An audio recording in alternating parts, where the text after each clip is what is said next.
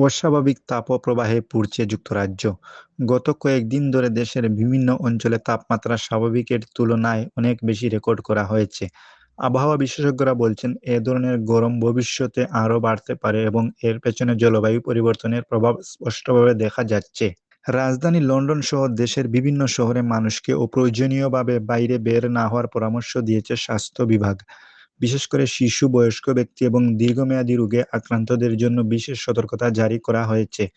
চিকিৎসকদের মতে, অতিরিক্ত গরমের কারণে হিট স্ট্রোক, পানিশূন্যতা এবং শ্বাসকষ্টের ঝুঁকি বেড়ে যায়।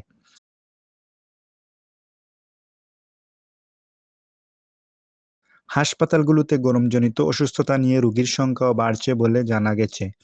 এদিকে তীব্র গরমে ব্যাহত হচ্ছে দৈনন্দিন জীবনযাত্রা। কিছু এলাকায় রেললাইন অতিরিক্ত উত্তপ্ত হয়ে যাওয়ায় ট্রেন চলাচলে ধীরগতি দেখা দিয়েছে। অনেক জায়গায় সড়কের পিচ নরম হয়ে যাওয়ার ঘটনাও ঘটছে।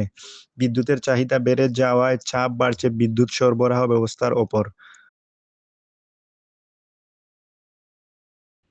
আবহাওয়া দফতর জানিয়েছে, আগামী কয়েকদিন তাপমাত্রা আরও বাড়তে পারে। তাই সবাইকে পর্যাপ্ত পানি পান করা, হালকা পোশাক পরা এবং সরাসরি রোদ এড়িয়ে চলার পরামর্শ দেওয়া হয়েছে। পরিবেশ বিশেষজ্ঞরা বলছেন, বর্তমান পরিস্থিতি শুধু একটি মৌসুমী তাপপ্রবাহ নয়, এটি বৈশ্বিক উষ্ণায়নের একটি বড় সতর্ক সংকেত। এখনই কার্যকর পরিবেশবান্ধব পদক্ষেপ না নিলে ভবিষ্যতে এমন পরিস্থিতি আরও ভয়াবহ আকার ধারণ করতে পারে।